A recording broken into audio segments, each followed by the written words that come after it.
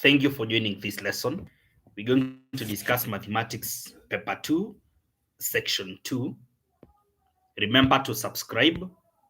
Remember also to invite by sharing this live broadcast. So we're going to mathematics paper 2. This is the paper that we're continuing with. We have already covered the section 1. If you're following, just go to YouTube, Shifting Grades Online School. All the 16 questions in the section 1 have already been uploaded. Then we are now going to focus on the section 2 of the same paper, and I hope you people shall benefit. 17. The question says that the table below shows income tax rates for the year 2023. So we have a column for the taxable income in Kenya shillings per month, and the tax rates per month. You can see the tax rates with corresponding tax brackets. Then we are given now instructions here that in November 2023, Silas earned a basic salary of 38,320 Kenya shillings. In addition, he was entitled to a house allowance of 12,800 Kenya shillings per month and medical of 6,850. He also has a non-taxable risk allowance of 5,000 per month. He contributes to a provident of 3,500 Kenya shillings. As tax relief of 1,480 Kenya shillings monthly. Yeah, monthly. Then now we are told in part A,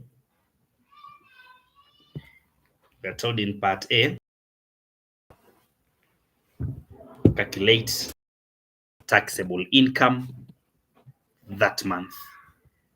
Calculate Silas taxable income that month. We are supposed to know that to calculate taxable income, then we just need, let me write the formula first. Taxable income equals to basic salary plus allowances. Now, this means for us to get taxable income for this particular case, we need the basic 38,320. Then we add allowances. House allowance, and then the medical 6850. Now we are talking non-taxable risk allowance. So non-taxable. So we are not going to add it for taxation. It is non-taxable, meaning that no tax for that particular allowance. Therefore, the amount which is taxed now is going to be 57,970. 57,970 Kenya shillings. That is the taxable income for Mr. Silas. Part B, calculate Silas pay as you earn for November 2023. So for us to calculate the pay, he is another name of net tax. So we have to go now to our question. We go to the table here and we realize that we are going to tax throughout all the brackets until the last bracket, because we will tax up to 57,970. So we are going to beyond 50,000. That we're supposed to know is that we're supposed to be, because in the first bracket,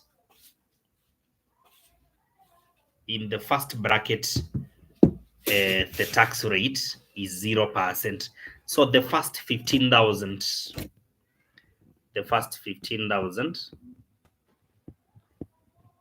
will be taxed at a rate of 0%. So this is just going to be at a tax of 0, we're going to have this one as a 0. We will have 0 tax for that particular bracket.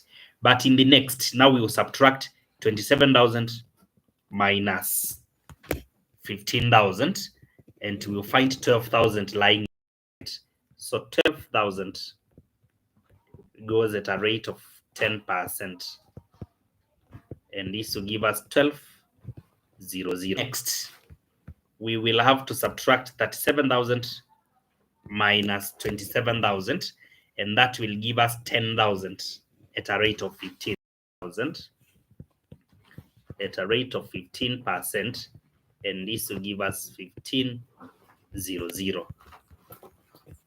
Then again, 45,000, we subtract 37,000. That will give us 8,000 at a rate of 20. 8,000 at a rate of 20%. This is going to give us 16,000. 16,000. Then the next is going to be 50,000 minus 45,000. That will be 5,000 at a rate of 25%, and this will give us 1250. 1250, that will be the tax in that particular bracket. Finally, now, remember we have taxed.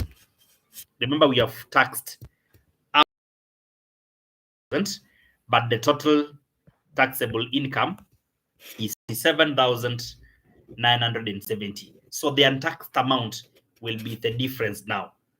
We take the total, 57,970, and we subtract the bracket up there, 50,000.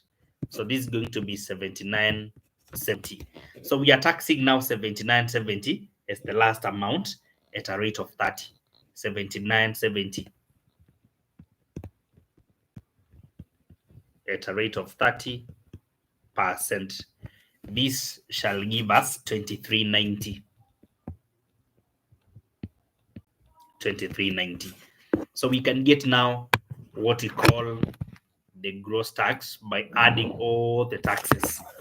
So we can get the gross tax,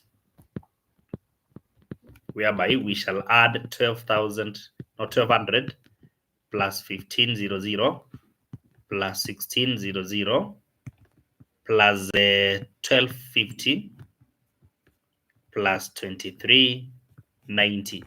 This will give us a gross tax equivalent to 79.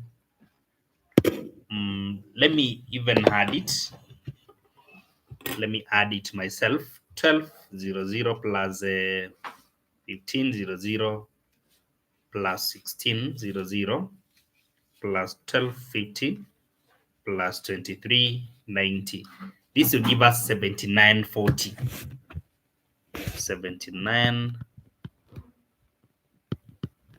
7,940 Kenya shillings. Now with gross tax, we can now get the payee. Payee is also known as the net tax, whereby we need the gross tax less the relief. So we subtract relief, which is equivalent to 80 Kenya shillings. Now this is going to be exactly, when we subtract 1480, we get 6460. So this is the pay, the amount he pays at the month of November 2023. Now we got another question here in part C. In the month of December, that is the next month now, or the month that followed, Silas tax in the last band was 2556. So it means that instead of 2390, the tax in the last band in the month of November, now for the month of December, the tax in that band went to 2556, which means the salary increased. Calculate his net salary in December. Calculate the net salary in December, not in November, now in December. So in December, we shall say that the new gross tax, is going to be the new gross tax now. The new gross tax for November, it will be all the taxes.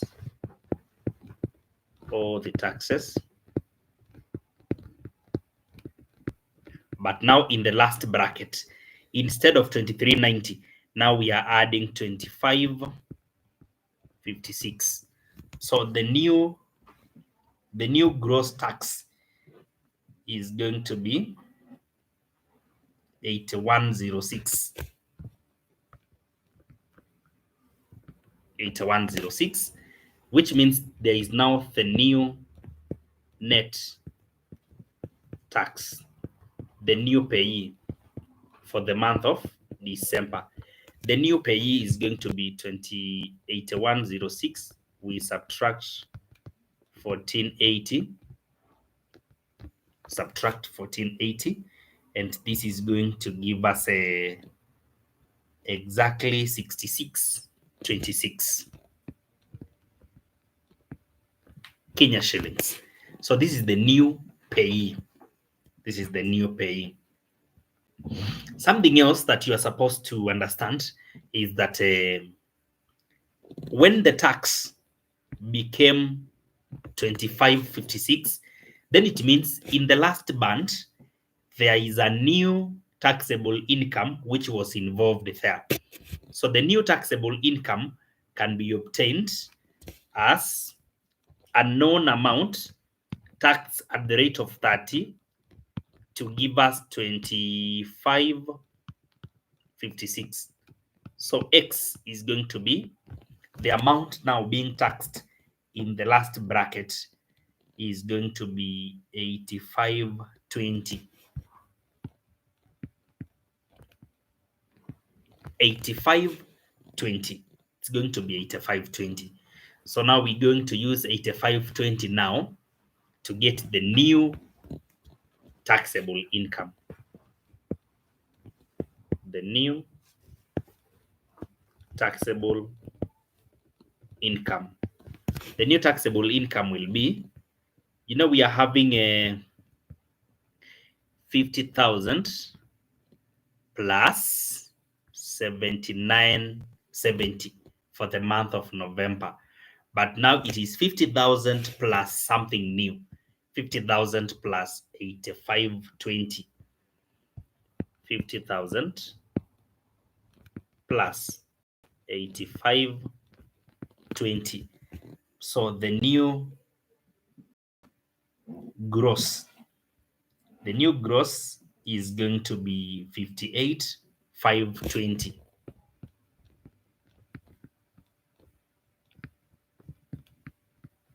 Kenya shillings.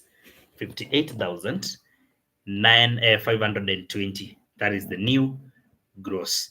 Now with the net tax, and we are also having the new taxable income, then I think we can get the net salary now. But there is something which we call income for this particular guy. The gross income, or the income for this guy, it will be the taxable income. And now we add any other allowances. There was a tax here, which was there is a certain allowance he enjoys. He also has a non-taxable risk allowance of 5,000. So there is that allowance of 5,000, which is not within the taxable income. So now all the amount is 63,520. 63,520 Kenya shillings. This is what we call gross income for the particular month. So we will be talking of net salary or net income for the particular month of December, whereby we need to say net income is given by gross income minus all deductions. This is to mean that we need to take 63,520 and we subtract all the deductions. The first deduction is the new payee, 66,26 plus other deductions for this particular individual. We are not given a lot of deductions, except that he contributes to a provident fund of 3,500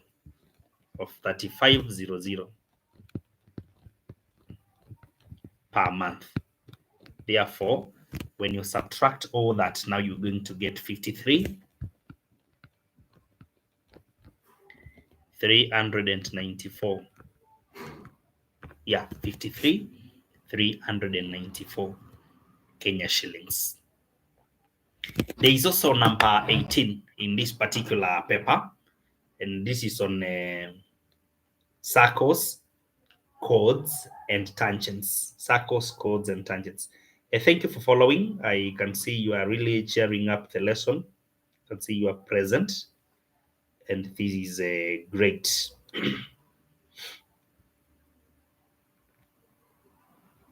So let's look at the new questions now, which is on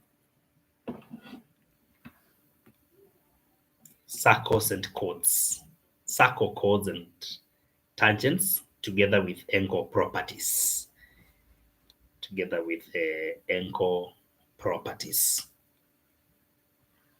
Now, this is a new question. This is a very simple question whereby students are just required to know the properties. Students are simply required to know the properties that govern angle relations when tangents and chords are involved. We are told in the figure below, PQR is a tangent. PQR is a tangent. This one is a tangent to the circle at point Q. A tangent to the circle at point Q, as you can see. Then more instructions are also provided about the same question. We are also told that the angle SQR equals to 54. SQR 54, as you can see, it's indicated here. Again, VTQ equals to 41, as you can see, indicated. Then we have UST equals to 22, indicated. Then SUT equals to 40. SUT 40, indicated at that particular point. Then now we can go to the questions. Giving reasons, that's very important. Giving reasons, find the value of. Giving reasons, find the value of. Giving reasons, find the value of. Let's look at this question now. PQB. We first of all identify the particular angle. PQB. This one. Now, when you look at that, you discover that this is an angle made by a chord. This is a chord and a tangent. And there is a relationship between angle made by a chord and a tangent and the angle subtended by the same chord in the alternate segment. So the chord which makes the angle is also subtending another angle in the alternate segment. Therefore, because the chord VQ is producing an angle of 41 on the alternate segment, then we will say this particular angle is also going to be 41.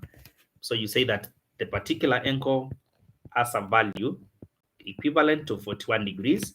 Reason being, angle subtended, angle made by a chord and a tangent is equal to the angle made by the same chord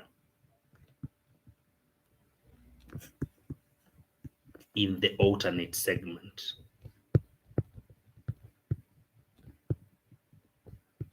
In the alternate segment. Geometrically, you can even construct and have a confirmation of that. You can even confirm it geometrically. You can confirm it geometrically, but that is it. Next, we can go for another angle now to determine angle UVT. UVT. Let's identify it. UVT. This particular angle. UVT. Now, yours is to ask which chord has produced UVT. The chord is UT. The other question is the same chord subtending another angle at the circumference? Yes. UT is also the chord which is giving us an angle of 22 at point S. So we will say the angle UVT equals to 22 degrees. Reason being, angles subtended by the same chord. Angles subtended by the same chord are equal. Angles subtended by the same chord at the circumference of a circle are usually equal. Therefore, this particular angle is 22 degrees. We go to the next, PQT, angle PQT. Let's look at that. PQT. PQT. Now, PQT is the bigger angle here. The whole of this PT, the whole of that angle, PQT, PQT. Now, we can use what we call angles in. We can use angles in a cyclic quadrilateral. Angles in a cyclic quadrilateral. For example, we're supposed to say this. Let me just show you how to proceed about this. We're supposed to say, let me use some different ink for people to see what we're doing. Using the property that we applied first, if this is a 54, the angle here is also going to be 54. Yeah, the angle there is also going to be 54. Something else that we're supposed to tell ourselves is that if that is a 54, then we can also say that with an angle of 54 there, we can add it to 41 so that the whole angle here becomes 95. Then we say that in what we call cyclic quadrilaterals, like VTSQ, that's a cyclic quadrilateral. Now, in that particular quadrilateral, the opposite angles must be supplementary. Therefore, we take 180 minus 95, and we'll get the whole angle as 85. So the whole angle at this point is 85. The whole of that angle should be 85 because the opposite one is 95. Now that angle being 85, we need now to separate now. We need to split the angle now. And we will say that, we have a chord here, which is, there is a chord producing 40.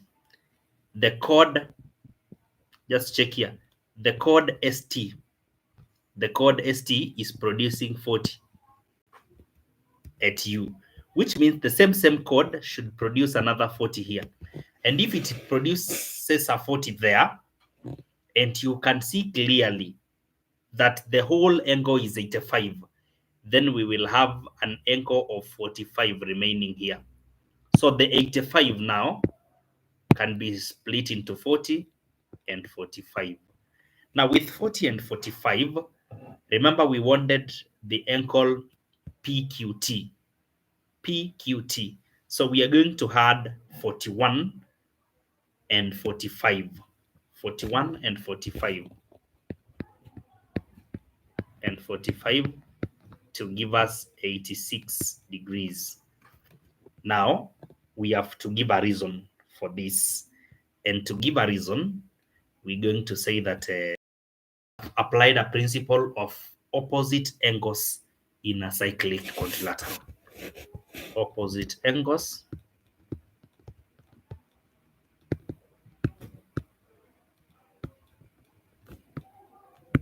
in a cyclic quadrilateral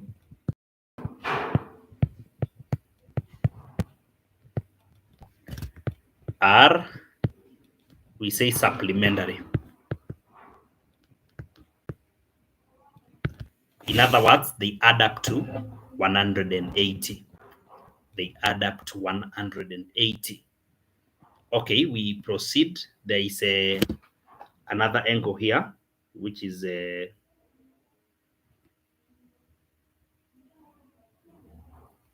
thank you for following. You can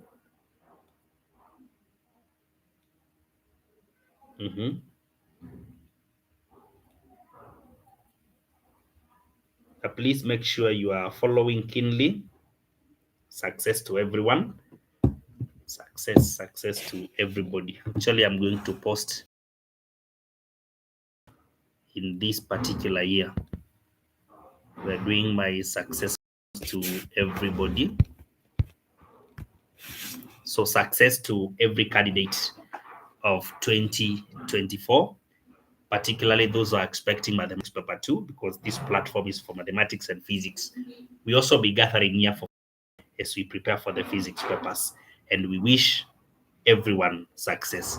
Kindly follow up and continue learning. All the best. You have all what it takes. You've prepared enough, and I wish success to everybody. SUV. Let's look at a particular angle. SUV. So SUV.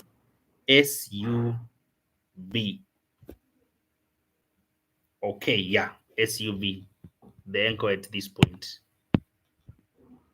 SUV at this point. Again, allow me apply what we are calling a opposite angles in a cyclic quadrilateral, whereby for this case now, the opposite, the cyclic quadrilateral that we will engage is UVQT. UVQT is a cyclic quadrilateral. The opposite angles now will be 45 opposite to the whole angle here, opposite to the whole angle there. So they should add up to 180. They should add up to 180. So it will be 180 as 45 and 40. So that we may get the other angle. So that we may get the other angle at that particular point here. So that we may get that angle So the angle is going to be, when we take 180 and we subtract 85, we are getting exactly 95. Again, opposite angles in a cyclic quadrilateral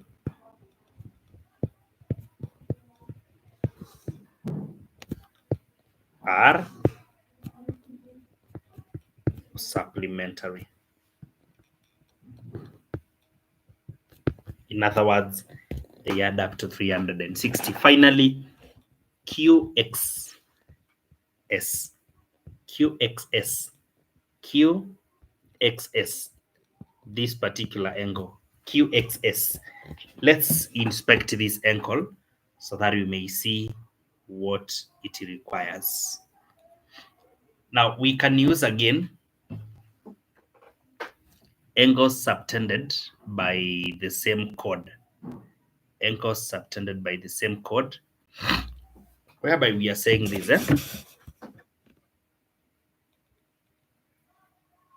We have the particular triangle here. Let me use angles inside a triangle.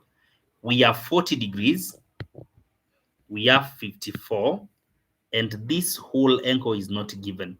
We have only 22 there. So we can say when we take 54 and we add 40 and we add 22 with that value unknown, this one, now we are supposed to get 180 because that is inside a triangle. 54, 40, 22 and x there, we should get 180 so that you may get the particular small angle there. That means now we are using triangle TQS. TQS. So for triangle TQS, this one is for triangle TQS. TQS.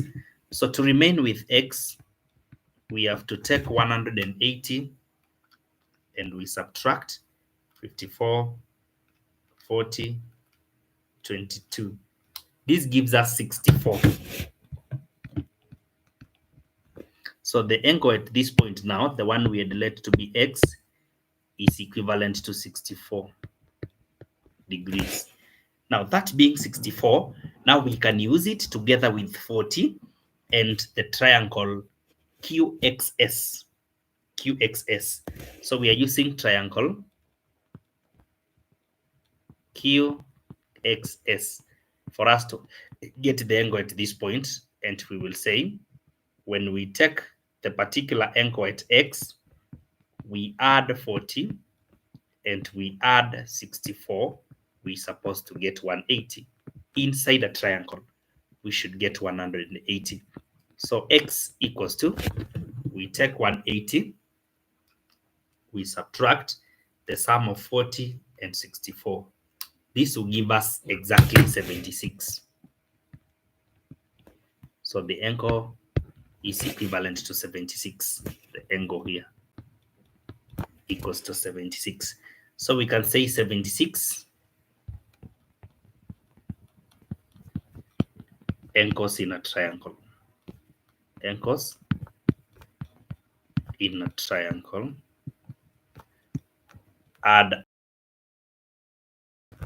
they add up to 180 degrees.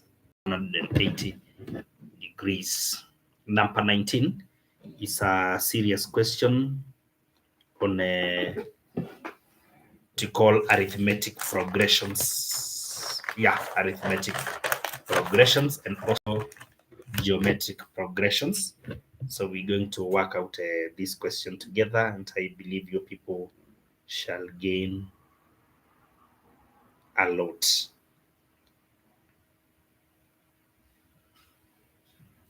Yeah, you people shall gain a lot. Remember to subscribe. You can also invite a friend.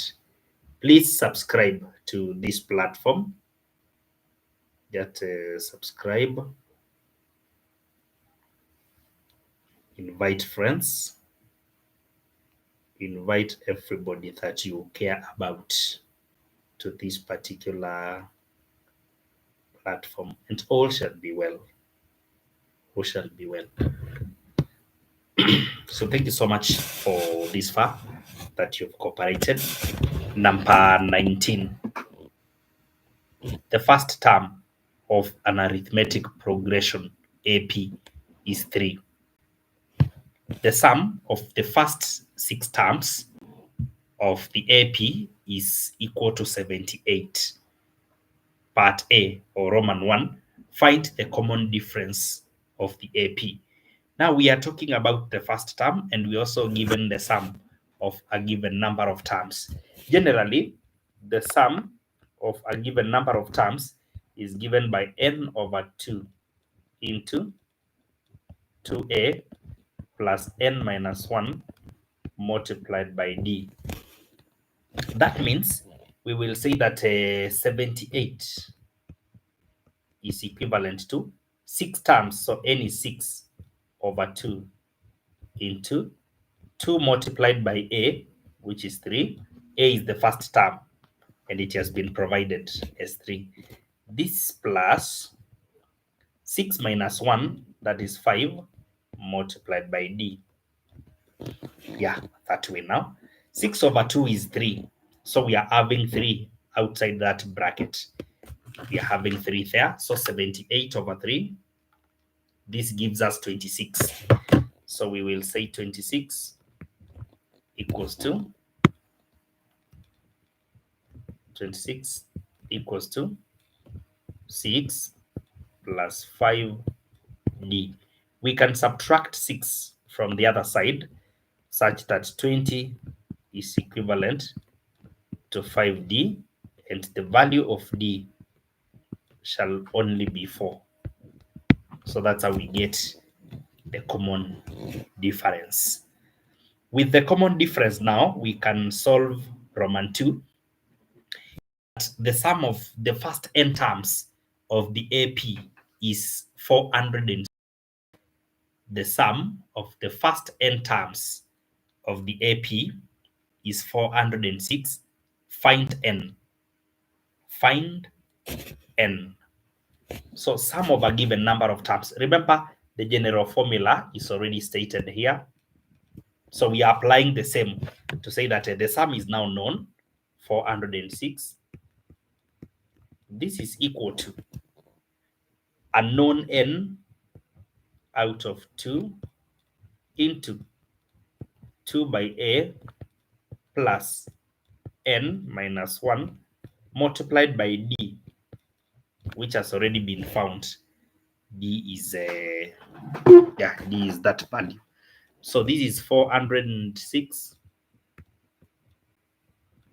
equals to n over 2 into, we have 6 plus 4n minus 4 after opening bracket there. Yeah, we can also group and discover that 6 minus 4 equals to 2. Therefore, 406 equals to n over 2 multiplied by 6 becomes 3n. Yeah, because 2 will cancel out. Then, wait. Yeah, okay. Okay. We can open again brackets there. We get 2n squared. Then we open bracket again and we get negative 2n. Negative 2n. So when we start grouping like terms, then we will say 406 is equivalent to n plus 2n squared. So we can even solve it at that particular point now, and we use what we call the completing square method. Yeah, we can go for the completing square method because this is starting with 2n squared plus n is equivalent to 406. So the first thing is going to be dividing through by 2. So that n squared plus half n equals to 203. 203. So we can have n squared, half n. Then we add a constant here equals to 203, and we also add the same. Remember, we add a constant, which is usually given by, to make the left hand side a perfect square, something that we have done severally. I'm just repeating this method so that in case you are told to solve a certain equation using the completing square method, then you are conversant with it. The first thing is to make the coefficient of whatever is squared to be 1. That's why I've divided through by 2.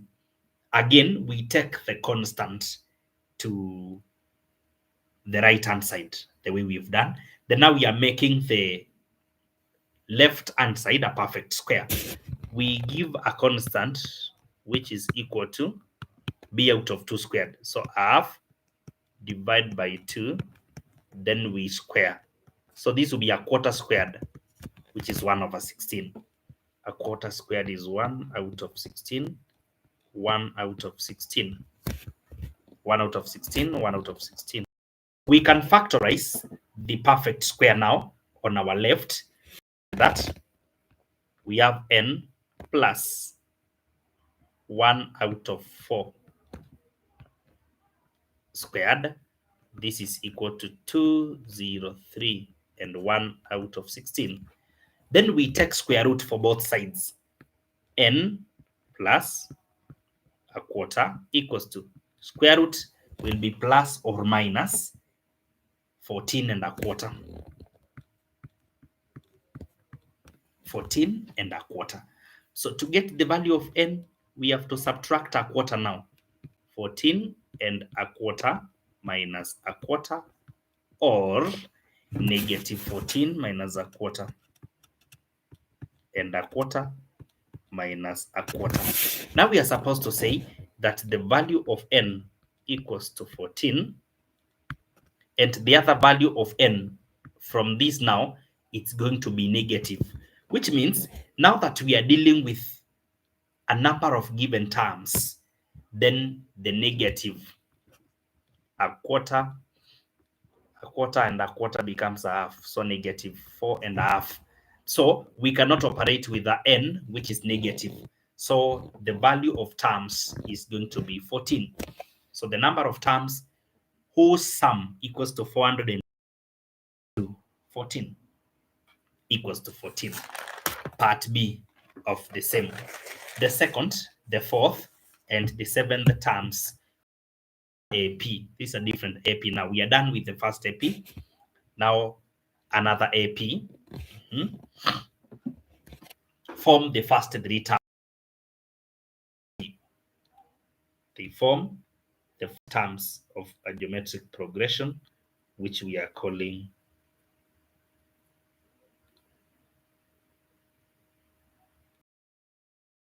difference of the AP equals to find part 1, first term of the GP. So we're going to work out that. We're going to work out that shortly.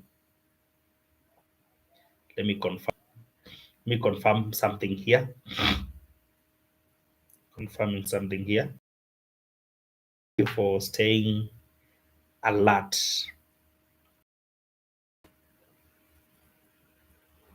Yeah, I can see everything is okay. I can see people are seriously.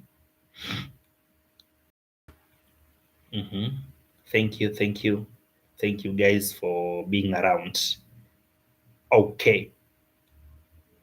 Somebody is requesting for longitudes and latitudes, and it's one of the questions that we will be doing before the end of the broadcast. So just be ample, be patient. We shall handle that. Okay. Second term, fourth and seventh for AP. How do we get any other term in an AP? Any other term is given by A plus N minus 1, then multiplied by D, which means second term is going to be A, 2 minus 1, then multiplied by D. There is also the fourth term, A plus 4 minus 1, get 3 multiplied by D. Then the 7th term, A. 7 minus 1, we get 6 multiplied by D. These are now the 2nd, 4th, and 7th. We are told that they form the first 3, which means they are following one another in a given geometric progression. In a given geometric progression, they are following one another. That being so, it means that it is to mean that they have a common ratio between them. So A plus 3D, when we divide by the first one, A plus D, we're supposed to get the same as when we take A plus 6D out of A plus 3D. In simpler terms, we are saying, given a GP whereby there is a common ratio, let's say the common ratio is let's say it's 3, for example. If the common ratio is 3, then it means we are starting with 2 times 3, 6 times 3, 18 times 3, blah blah, we continue. So from this example of a GP, it means 6 over 2 is the same as 18 over 6, and it's the same as 54 over 18. So that's why if these ones are consecutive, they are following one another, then it means when we take the second over the first, we should get the same as when we take the third over the second. That's why we have this equation. Now, from this point, we can cross multiply, whereby A plus 3D multiplies A plus 3D. And this is equivalent to A plus D into A plus 6D. We can open these brackets. Remember, the left-hand side is just being squared. So to square this, we need to say A multiplied by A, that is A squared, plus A multiplied by 3D, then plus A again by 3D. And that will give us 6AD. Then plus 3D by 3D, that will give us 9D squared, equivalent to A times everything here. So A times A becomes A squared plus 6AD plus AD, that becomes 7AD. Then D multiplied by 6D should be 6D squared. Now at this point, we can group like terms together. Grouping like terms together means A squared and A squared will cancel. Then 9D squared minus 6D squared, when we group them together, it will be 3D squared. This is equal to 7AD minus 6AD. That becomes AD. So we can divide through by D. When D cancels out, it will be 3D equals to A, which means the value of A equals to 3 multiplied by D. The value of D we are given already here. The common difference of the AP equals to 2. So A equals to 6. This is the first term for the arithmetic progression. That being the first term for arithmetic progression, then we should say that now for the GP, first term equals to this, second term this one, third term this one. They are the first 3. So A, which is 6, plus 2 gives us 8. This one is the first term for the GP. First term for the GP is 8, which means now we are done with that question. But the other terms are going to be A, which is 6, plus 3D, which is going to give us 6 plus 6, 12. The other term is going to be A plus 6D A plus 6 into D. So this is going to be 18. So that's how the terms are. And that means for this particular geometric progression is going to be, when we take 18 over 12, is it the same as when you take 12 out of 8? And this will give us 1. So the value of R is 1.5. So now we go to 2, whereby we are told to find the sum of the first 7 terms of the GP to 4 significant figures. So we are supposed to say of n terms in a GP is usually given by A into R power n minus 1 divided by R minus 1. This is for the cases where the value of R, actually the absolute value of R, is greater than 1, like our case, whereby R is greater than 1.5. So we now substitute the sum of 7 terms shall be A, which is 8, into R, 1.5, raised to n, 7, then minus 1, divided by R minus 1. Yeah, we have already substituted into the formula. At the denominator, we will have 0.5. So 8 divided by 0.5 will become 16. 8 divided by half becomes 16. When it has become 16, now we have to compute now from the numerator. 1.5 raised to 7, then minus 1. We shall get 16.0859. This is giving us 257.375. But remember, the examiner is telling us to 4 significant figures. 4 significant figures, we need 257.4. These are the first 4 figures, and that gives us the sum. Yeah, that gives us the sum. That will give us the sum. We are on vectors. The person talking about longitude and latitude should just be patient until we find that question. But I'm sure it's somewhere in our work. It's somewhere tonight. Yeah. Okay. Remember, I'm giving my success greetings to all the 2024 candidates sitting for the KCSE. Sitting for the KCSE.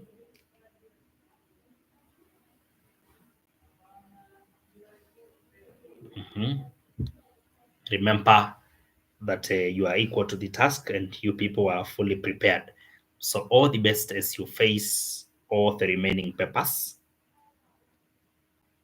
Remember also to recruit your siblings, your cousins, your brothers and sisters, your nieces and nephews, your friends in secondary school to this particular program, whereby you will use the number on the screen to consult on how to enroll to the particular program. Thank you so much. Number 20, yeah. In the figure below, C is a point on AB. C is a point on AB such that BA equals to 3BC and D is the midpoint of OA. D is the midpoint of OA, as you can see. This one is the midpoint, so it means this one are equal. OC and BD intersect at X, as you can see on the diagram. Given that OA is vector A, this one is vector A, and OB equals to vector B, this one is vector B, part A. Write down in terms of A and B the vectors AB, 2, OC, and 3, BD. Let's look at vector AB. So for us to get vector AB, this one is not known directly, but we can go through O, then back to B. So OA plus OB. AO plus OB. AO, now that OA equals to vector A, then now we are going in the opposite direction. Then we add B. Yeah, vector OB equals to B. With this, we can even rearrange. We are already there, but you can rearrange to begin with B less A. That is done. OC. What about OC? Now, vector OC. For us to work out that, allow me interpret the ratio provided first. We are told that BA is equivalent to 3BC. You know, this is another meaning of BC being equal to a third BA when you divide through by 3. So the vector BC is equal to a third of BA. A third of BA. So B to C is a third. 1 out of 3 portions of BA. 1 out of 3 portions of BA, then it means we remain with 2 portions here. It means if BC equals to 1 out of 3, it means AB or BA has been divided into 3 portions and BC is 1 out of the 3 portions, which means from C to A, there remains 2 portions. There remains 2 portions. So that is the interpretation you're supposed to give to that particular problem. All right. So for me to get OC, now I need to start from OA, then AC, or the opposite. You can say OC equals to OA plus AC, OA plus AC, which means that OA is vector A plus AC, which is 2 out of 3 of vector, 2 out of 3 of vector AB. Vector AB. And this means A plus 2 out of 3 of vector AB. And you know, vector AB is the reverse of BA. Okay, so AB is already known in the first case. So we substitute it direct. And this will take us to A vector plus 2/3 B vector minus 2/3 A vector. When you group like terms together, you discover that we have A minus 2/3 A, and that will give us a third vector A, then plus 2 out of 3 vector B. 2 out of 3 vector B. Yeah, exactly. So that is the vector that we wanted, and I believe you people are following keenly. Then we have the other vector, which is a BD, vector BD. Now, for me to get vector BD, I need to go through A. So BA plus DB. According to the diagram, BD equals to BAAD. BAAD. If you want vector BD, in the expression, you should and end with D. So we are beginning with B and we are ending with D. So we'll talk of BA being the reverse of what we found in Roman 1. What we found here now, the reverse means we multiply by B is the one to be negative and A becomes positive. That way, that is BA, the reverse of AB. Then we add AD. So from A to D, it's going to be half. It's going to be half the opposite of vector A, because vector A is OA. Now we want half of AO. Means it's the reverse direction now. So negative A, which means negative half A. So now when we combine, it will be half A. minus b. We write it as vectors that way. Yeah, that one is sorted, done and dusted. That one is sorted. Now, part B. If we are told if bx equals to hbd, express ox in terms of a, b, and h. Ox is equivalent to, we express ox but through bx. Ox but through bx. So ox equals to ob plus bx. ob plus bx.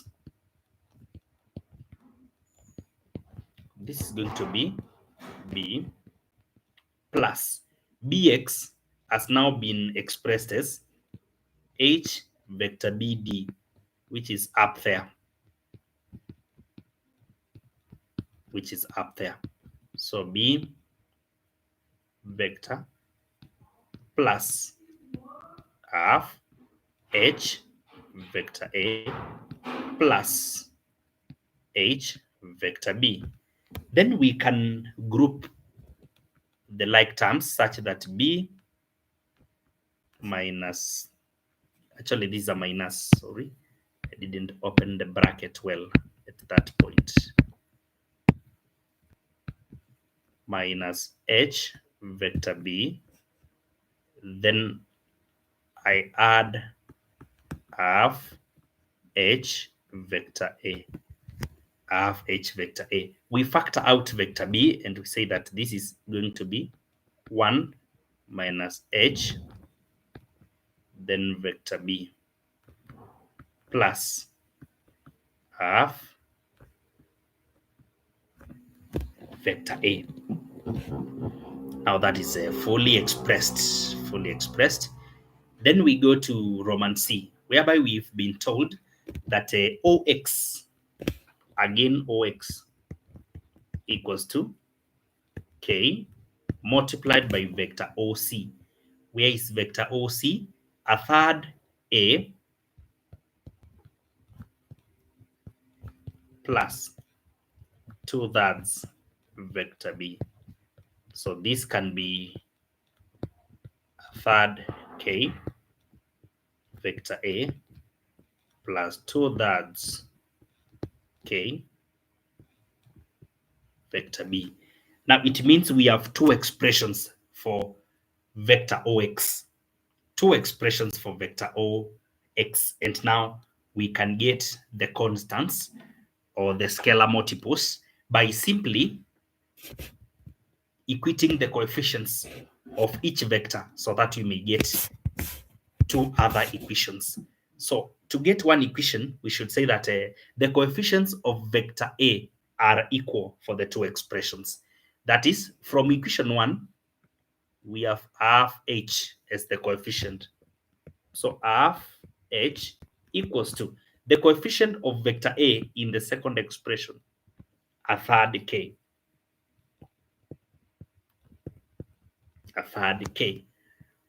Yeah, a third k. And from this, we can bring it down to h equals to 2 out of 3 k when I multiply by 2 both sides to remain with h. Let me call this one equation 1. Then I proceed again to equate the coefficients of vector b. From the second expression, the coefficient of b is 2/3 k. So 2/3 k equals to 2/3 k equals to 1 minus h. 1 minus h. And from this, we can say this is our second equation. Then we can say, because the two expressions are giving us 2/3k, the other one is also giving us 2/3k, then it means we can equate the two. We can say that because 2/3 k equals to 1 minus h, and also 2/3 k equals to h, then it means h equals to 1 minus h. So that 2h equals to 1, and hence the value of h equals to half. Done. The value of k is going to be, remember h, which is now half, equals to 2 over 3 k. So that to remain with k, we have to multiply through by 3 over 2, by 3 over 2. So it becomes 3 out of 4. Yeah, when you multiply by 3 over 2, it cancels. Then you bring 3 over 2 on the other side. The value of k becomes 3/4. The value of k becomes 3/4. Then now there is the last part. The last part, which is D. In question D, we are told to show that B, X, and D, B, X, D are collinear. Show that B, X, D are collinear. Wow, thank you. I can see you guys are really following. I can see Mokabo is well represented. Thank you so much, Moka, and everybody else who is following. I wish you success, you guys. Those who are doing the KCSE now and those who are doing the KCSE later, I wish all of you success. All right. In part D, we are saying that we show collinearity. So we have to express a few vectors here. A few vectors which are like bx. Let's express bx. Within the coordinates given or the points given, we express any two vectors and we show whether they are parallel to one another. So bx equals to, according to the instructions here, bx equals to half bd. Half bd equals to half vector bd. Then again, bx equals to half bd. So this means half the vector bd. Bd has already been done up there. Half a minus b.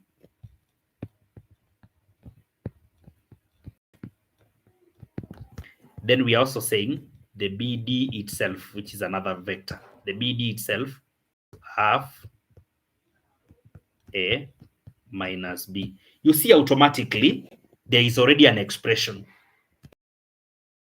It's already related. It's already a scalar multiple. We actually did not have to go to the expressing of the vectors. We just need to know that according to the statement up there, bx is equivalent to half bd. So vector bx is a scalar multiple of bd. Alternatively, we can also say that 2bx is equivalent to bd, and this means that the two vectors are scalar multiples of one another. So we are saying that vector bx is parallel to bd, and a point which is being mentioned twice amongst the two vectors is point b. B is a common point. Hence b, x, and d are collinear. To show or to state collinearity, you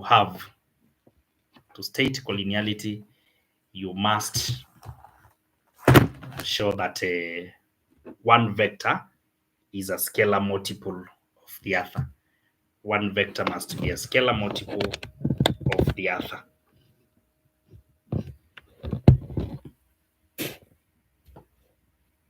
And the vectors must be sharing common points. Let's now go to number 21, a serious question on transformations. a serious question on transformations. Triangle A prime, B prime, C prime is the image of triangle ABC with vertices A, 3, -1, B, 1, 3, and C, 4, 2. And C, 4, 2. Then, yeah, transformation represented by matrix M equivalent to -0.6, -0.8, -0.8, 0.6. Find the coordinates of A, B, C. So here we just multiply now vectors, not vectors, but yeah, we make them column vectors so that you may put them as matrix column, whereby we say that a matrix multiplied by object should give us image. That is the equation you're supposed to know. So we must always begin with the matrix. -6, not 6, but 0.6, -0.8, -0.8, 0.6. These ones multiplied by A, which is a 3, -1, B, which is a 1, 3, and C, which is a 4, 2. We should get the image. So in the multiplication now, it should be row multiplied by column. For us to get the first, it should be row times column, row times column, row times column, row times column. Therefore, -0.63 plus -0.8 by 1, and that will give us -1. The next is going to be the same row multiplied by the next column. So we'll be talking of -0.6 by 1 plus -0.8 by 3, and that will give us -3. You can multiply to confirm these values. I've already done them. The last one will be the same row multiplied by the last column at this point, -0.6 by 4 plus -0.8 by 2, and that will give us -4, close bracket. Then now we go to the next, whereby now we'll be talking about the other row by the first column. So -0.8 by 3 plus 0.6 by -1. That will give us -3. The next will be the same row by the second column here. So -0.8 by 1 plus 0.6 by 3. That will give us +1. And lastly, the same row by the last column here. -0.8 by 4, 0.6 by 2, and you add -2. So on the coordinates now, we will say that A prime is coordinate -1, -3. This is now the A prime, the B prime, the C prime.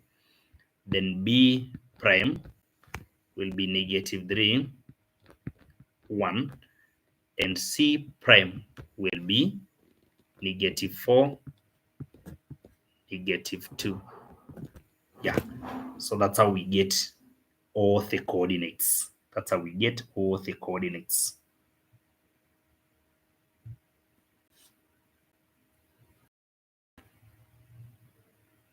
All right. The next thing in Roman 2 is on the grid below. Draw the two triangles. We just draw the two triangles, and we are going to do that. Let me do the Cartesian plane first.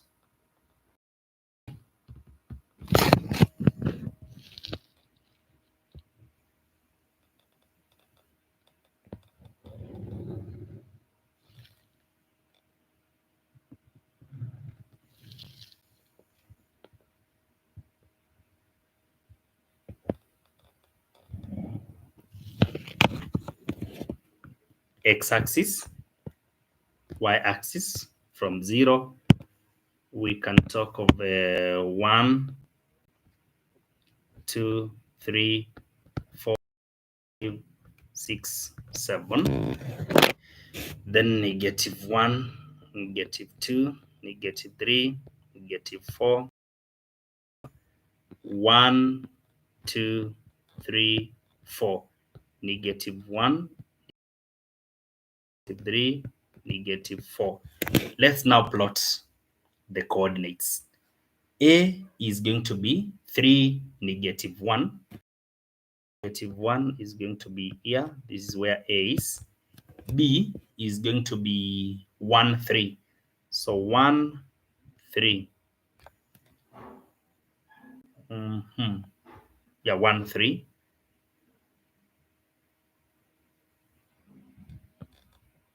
So this is where B is going to be. Then C is 4, 2. 4, 2. So C shall be here. 4, 2.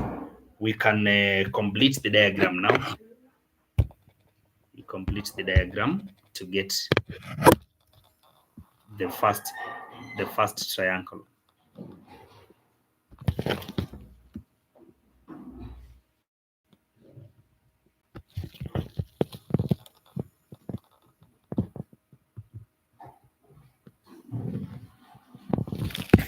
That is the first triangle. The second triangle, we have the coordinates already. We have listed them. So -1, -3. -1, -3. This is where A is going to be A prime. The second one is to be B, -3, 1. So -3, 1 shall be here. So B prime is going to be there. The other one, C prime, which is -4, -2. So -4, -2 shall be here. C prime is going to be there. Now we can complete the diagram and get the triangle. We connect A to B, then B to C. A to B, then B to C. A to B, then B to C. And we complete the diagram.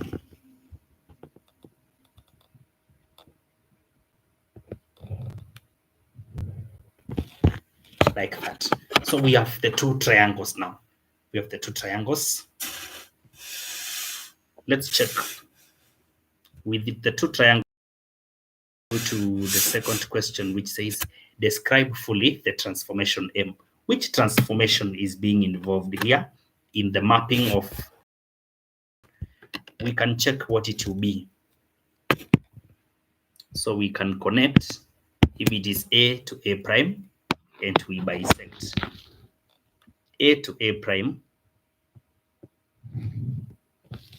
and we bisect perpendicularly. A to A prime, and we bisect perpendicularly. Then we proceed B to B prime, and we also bisect B to B prime, and we also bisect. Then C prime, and we also bisect perpendicularly. Now, something we are supposed to know is that even though we might not be very perfect, the perpendicular bisector of A prime also becomes the perpendicular bisector of B prime, and also for C prime. Now, with that knowledge, which becomes our mirror line, and we can check it well. The common bisector is our mirror. The common bisector is our mirror line.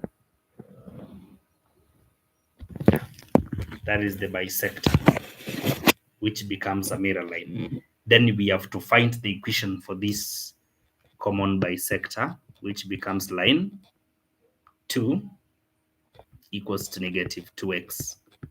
You can use the methods we know to find the equation of a line, whereby you can find you find the gradient first, use two coordinates to express the equation. So we are saying it's a reflection, comma, mirror line y equals to -2x. Yeah, mirror line y equals to -2x. So that is how we work it out. The next, part C. Next, which is part C, is triangle A double prime, B double prime, C double prime is the image of triangle A prime, B prime, C prime under transformation represented by matrix N, 2, -1, -4, 3. Part 1, find the coordinates of triangle A double prime, B double prime, C double prime, and draw it on the same axis. We also draw it. So again, matrix by first image, which is -1, -3, -3, 1, -4, -2. This one will give us the image. So we just form multiplication, obviously, row times column. So 2, -1, 2 by -1, -1 by -3, and that will give us 1. Then in the next term, it will be the same row multiplied by the next column. So 2 by -3 and -1 by 1. That will give us -7. The next is going to be the same row by the last column here. So 2 by -4, -1 by -2. That will give us -6. Then on the other side, we now talk about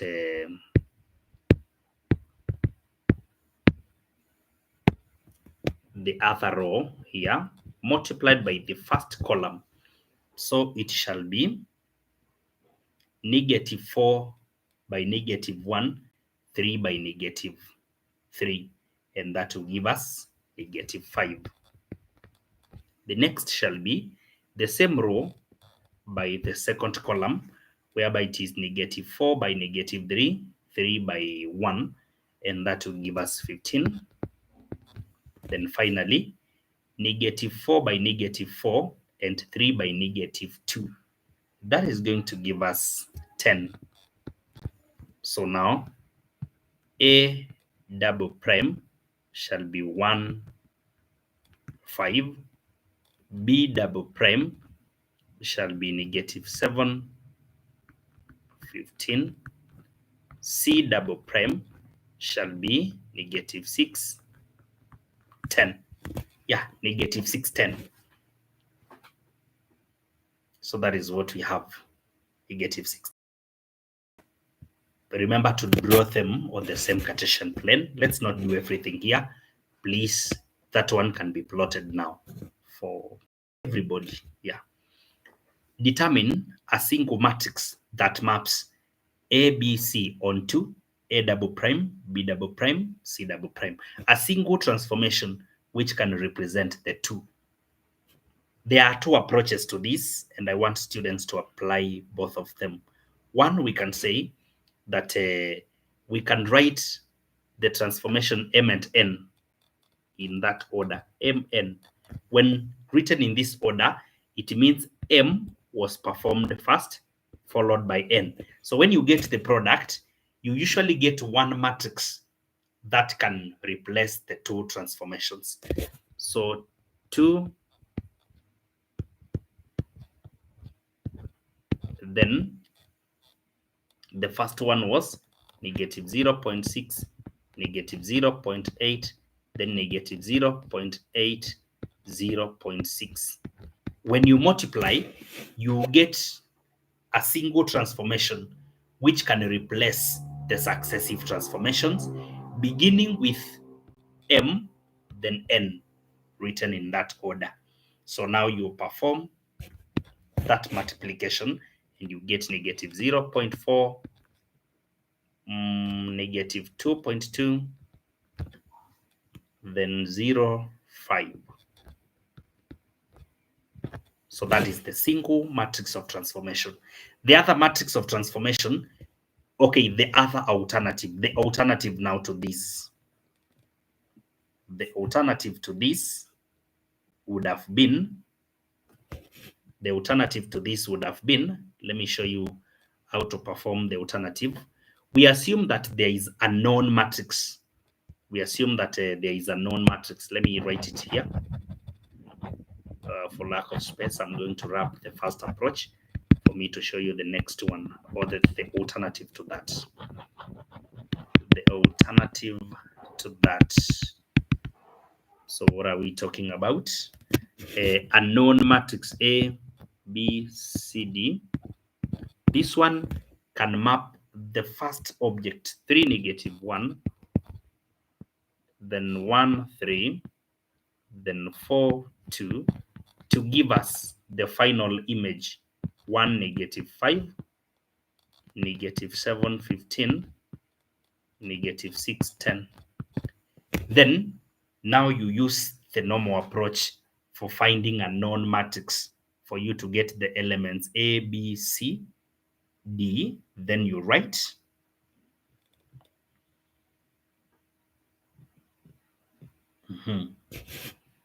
yeah, then you get the matrix.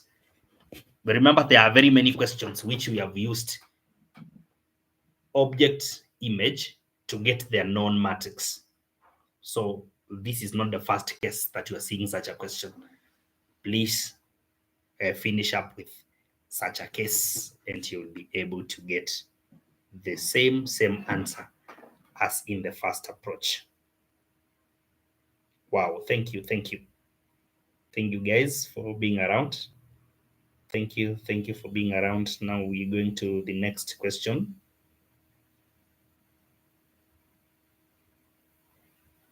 We're going to the next question.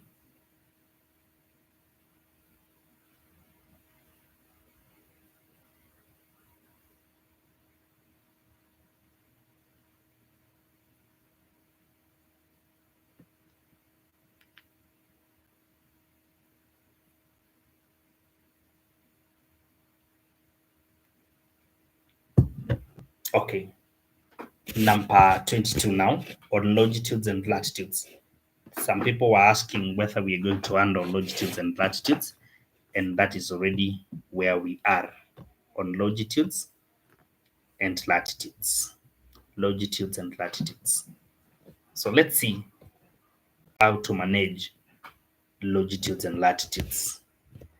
Number 22. Number 22 on longitudes and latitudes. We are told that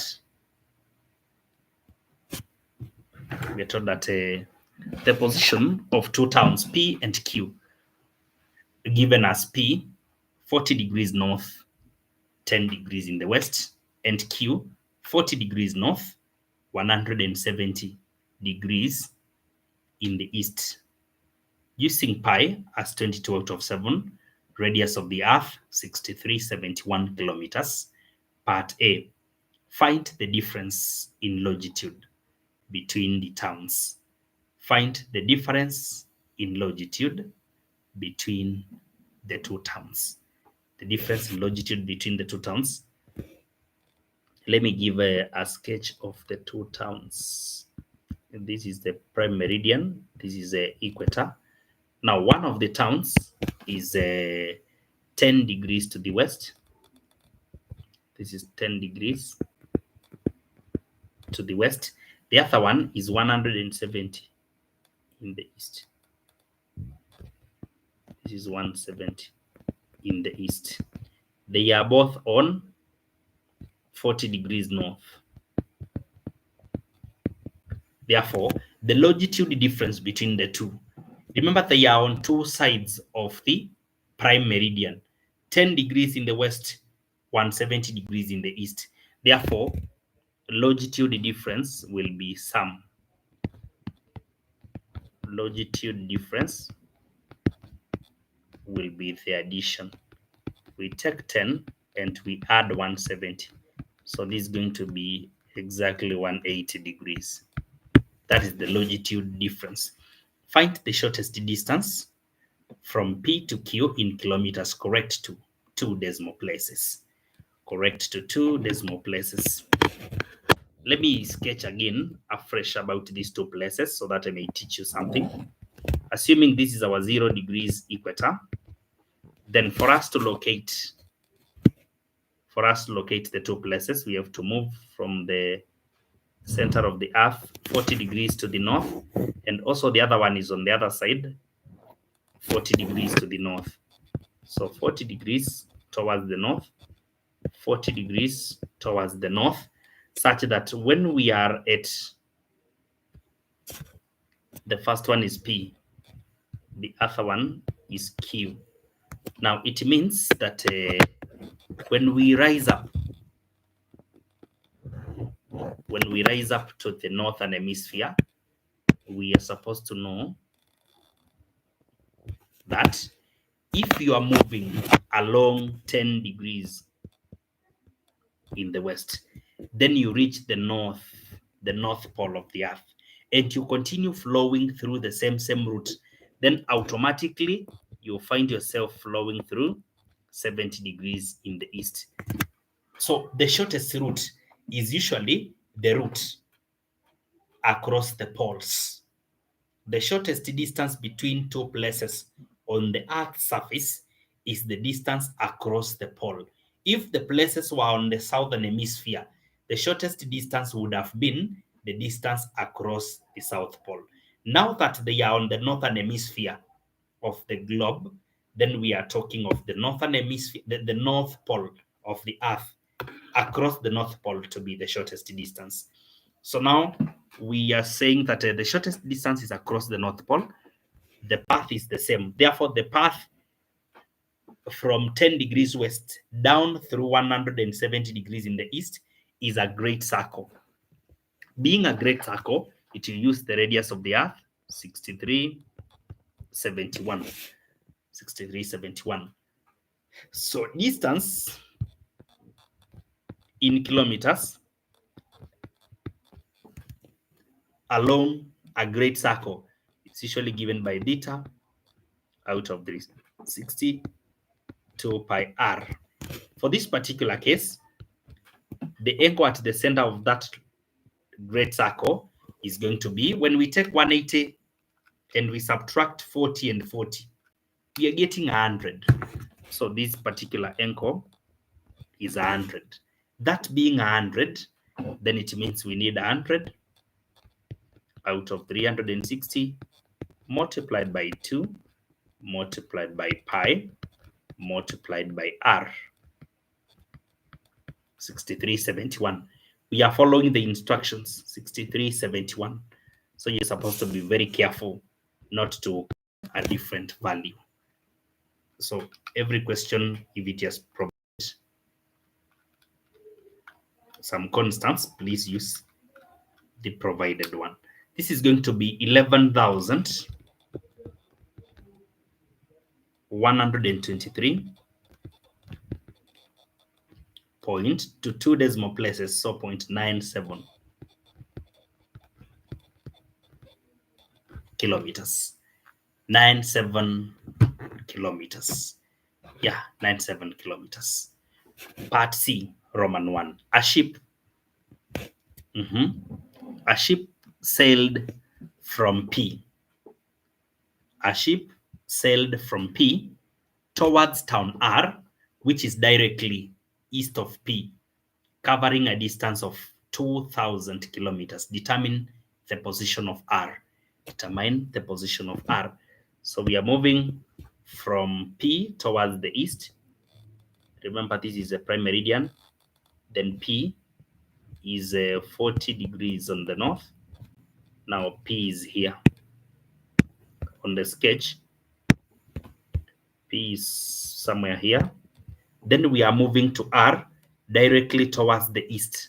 So we move towards the east to point R. Towards the east to a point R, whose position is not known, but the distance is known. This means we are moving along a small circle, along the circle of a latitude.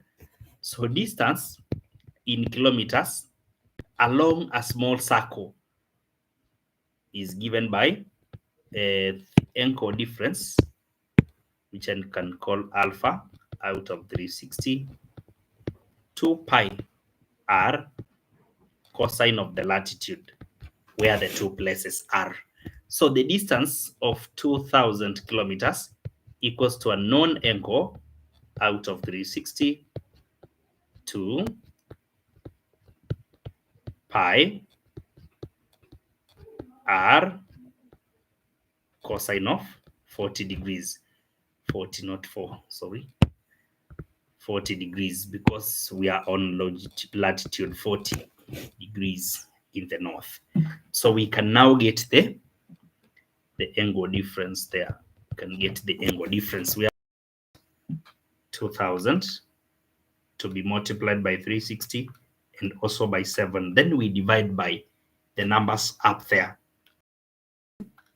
Multiplied by 6371 cosine of 40.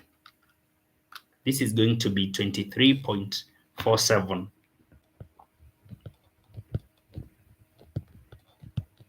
23.47. So for us to cover that particular angle, and we are moving from 10 in the west. 10 in the west. So for us to cover that angle, we're going to cover the 10 which are to the west, then we get to the eastern side, whereby we have to subtract 10 here and say that when we subtract 10, now the longitude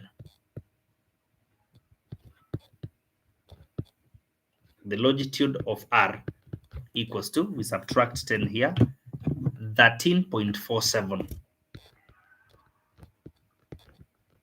degrees in the east. So we are moving to the east, and from P, we shall cover an angle of 23.47, which means we are covering the 10 on the west, and we add 13.47 to the east. That is why the total angle difference between P and R is 23.47. There is the 10, then a 13 on the other side, 0.47. Therefore, the place itself now, R, the position of R now, can be given as a coordinate 40 degrees, 13.47 degrees in the east. That is the position of R. The other question is, if the ship departed P at 2 p.m., sailing at an average speed of 150 knots, find the local time at R when the ship arrived. Because the distance we were working with was in kilometers, let me work again distance in nautical miles between the two. Distance in nautical miles along a small circle is 60 multiplied by the angle alpha cosine of the latitude. So it shall be 60 by the angle difference, 0.7, cosine of 40. So it shall be 60 by 23.47 cosine of 40. This is going to be a distance of 1078.74 nautical miles. When the distance is in nautical miles, you can write it better. Nautical miles. The distance is now in nautical miles. And that means we can get the time taken. Time taken will be distance over speed. So 1078.74 out of 150 knots. Speed in knots means nautical miles per hour. We divide by 150. This will give us 7 hours point 0.19, which means we can multiply by 60 to make them minutes, and 11 minutes. 7 hours, 11 minutes. So that is the time we are taking. Again, it is towards the east. Therefore, places in the east are usually ahead in time. We usually say that for every 1 degree longitude difference, there is a 4 minutes time difference. What about with longitude difference of 23.47? This is going to be 4 by 23.47. We can get them as minutes. 4 by 23.47. This is giving 93 point. We're getting 93.88 minutes, which means this is 1 hour and 33.8 minutes, which can be 1 hour and 34 minutes. Yeah, 1 hour and 34 minutes time difference.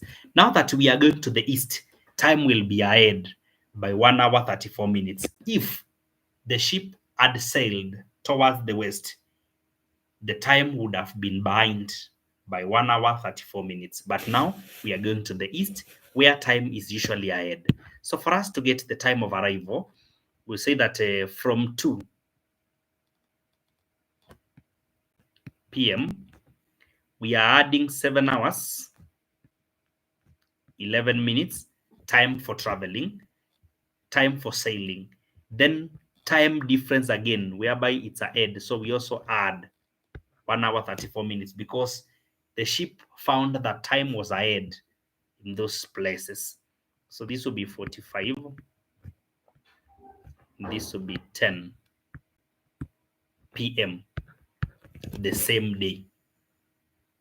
10:45 p.m. 10:45 p.m.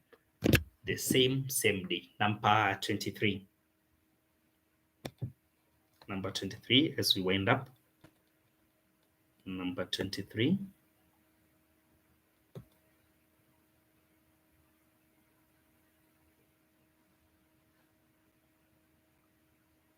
Yeah, we are at 23 now. We are saying that the masses of 64, the masses of 64 hybrid goats in a ranch in Laikipia were recorded as follows. In a ranch in Laikipia were recorded as follows. Mass in kilograms, that is yeah, we can see the classes there. The other thing we're given is number of goats for the respective classes. We have 9, 12, 21, 15, 5, and 2. Part A, on the grid provided, draw a cumulative frequency curve to represent the above information. Draw an ogive. In other words, draw an ogive, cumulative frequency curve. So we have to get what we call the cumulative frequencies now for this particular data. The CF, because it's a cumulative frequency curve, we need the CF. So we begin with 9, we add 12, takes us to 21. We add 21 again, that takes us to 42. We add 15, that should take us to 57. We add 5, this is supposed to take us to 62. Then we add 2, that should take us to 64. Yeah, those are the cumulative frequencies. Then now we have to get our cumulative frequency curve. We have to cumulative frequency curve, whereby on this graph, now cumulative frequency curve should be on the vertical axis.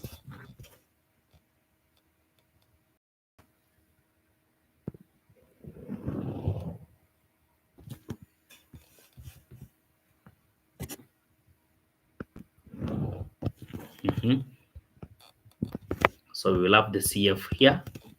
Then we will have now the masses on the other side. Remember, we usually plot the class upper boundaries. Class upper boundaries. So we will bring the masses here, but we use the upper boundaries. Use the upper boundaries. So we will have the masses here in kilograms. A back point. So for the first axis up to 64, I can use intervals of 10, 20, 30, 40, 50, 60, 70. Yeah, those are good intervals. Then now for the masses, we cannot begin with empty classes. So we're going to begin from 14.5. We begin from 14.5.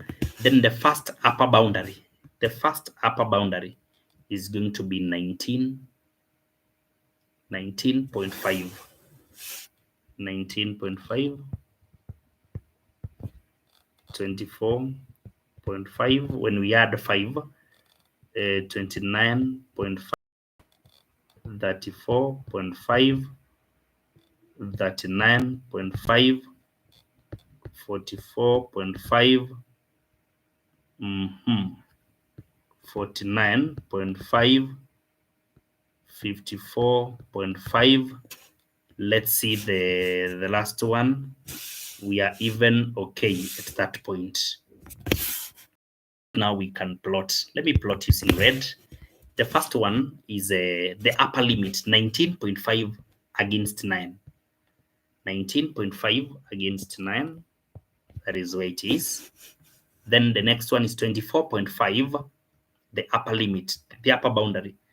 24.5 against 21. 24.5 against 21. 21 is there. The next one is a 29.5 against 40, 42. The other one is going 34.5 against 57. 34.5 against 57. So 55, 57 is here. The next one is 39.5 against 62. 39.5 against 62. 62 shall be there. The last one is against 64. 64 is now here. That is the last one. So now with all this, we can now draw our cumulative frequency curve. We can draw our algorithm.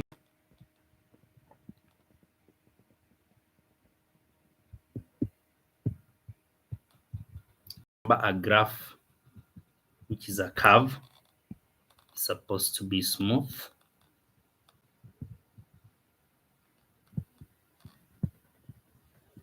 Yes, that's how the algorithm is supposed to be.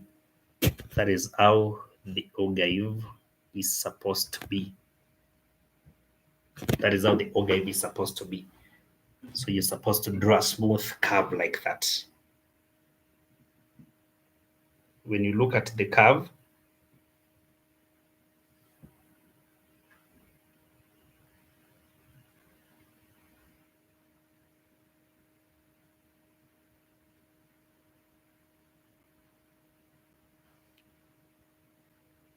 yeah, we got our curve now. We got our curve, and we can now check other questions. Now, after the curve, there are questions which follow.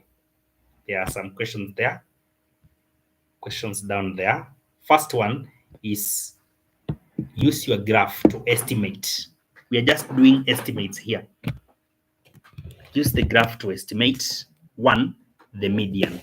For us to estimate the median is the mass of the middle what? The middle goats. So the goats are 64. Therefore, when you divide by 2, the middle goat is the goat occupying the 32nd position. Therefore, we go to 32 on the CF and we check the mass. 32 is going to be, let's check 32. 32 is going to be just after 30. So 32 shall be here.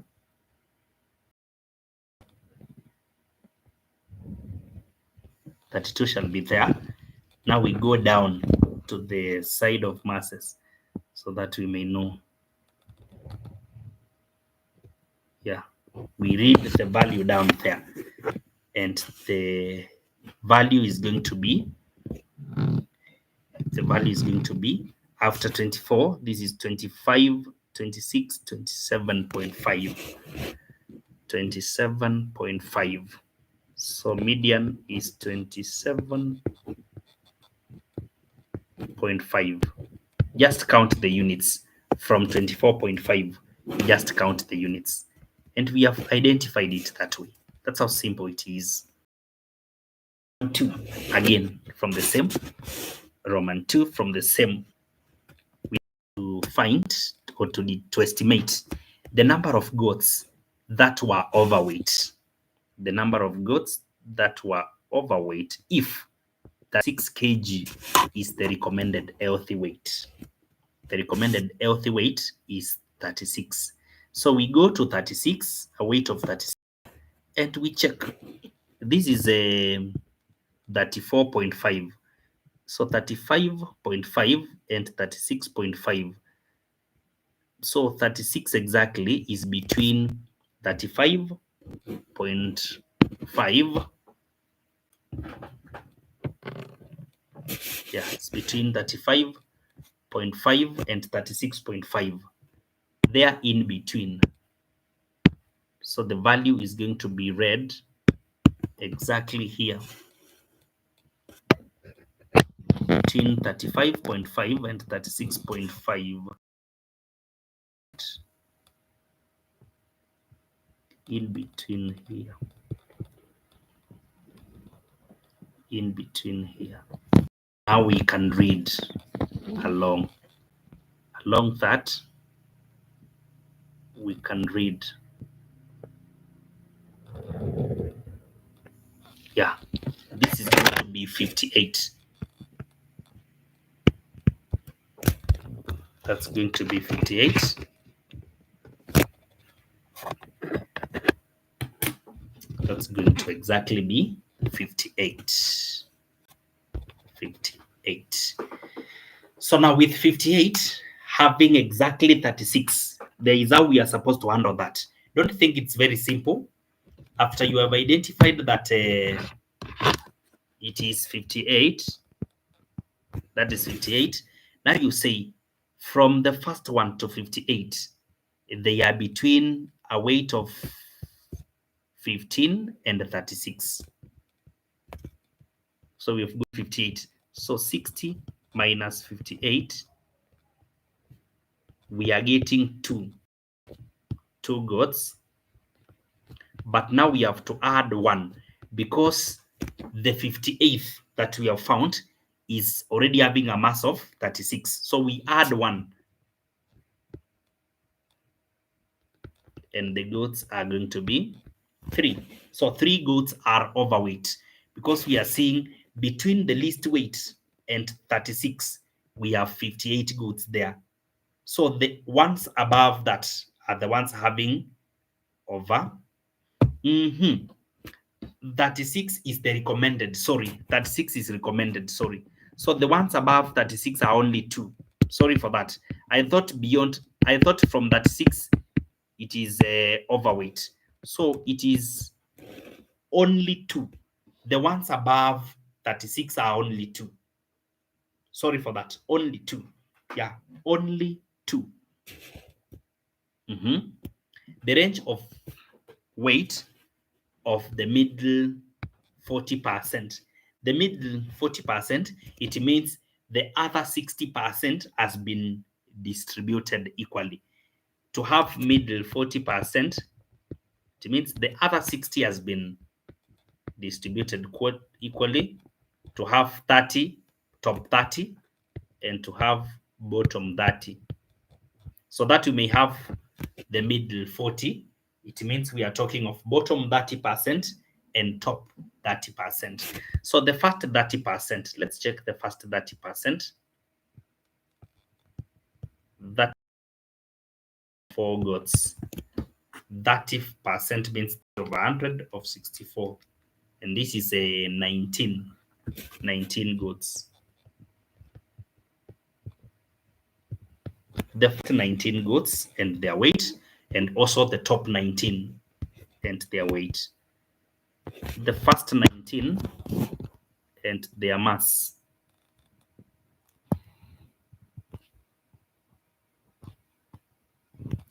So the mass is going to be for the first 19. They're scoring all the way between 24.5 and 25.5. So exactly 25. So they are at 25 all the way to the top 19. So when you count from 64, counting first 19, top 19 now, we'll have all the way to 45. We'll go down all the way to 45. Yeah, all the way to 45. So the mass is going to be at this point. We go down here, there. It's going to be 30.5 all the way to 30.5. All the way to 30.5. We are saying this way. Let's get the range first. The range will be 30.5 minus 25, which is 5.5. 5.5. So we are talking of middle 40. So the middle 40 is going to be here now. The middle 40 is going to be 40%. There is a mass there of 5.5. Mass of 5.5. So the middle 40 is there. So we have bottom 30, which means 19, and they are scoring up to 25. Then the top 30%, which are scoring all through from not scoring but having masses, the highest mass, all the way to 25, all the way to 30.5, that is. So the range is going to be the difference in the masses. Thank you so much for following. Subscribe and share to this platform.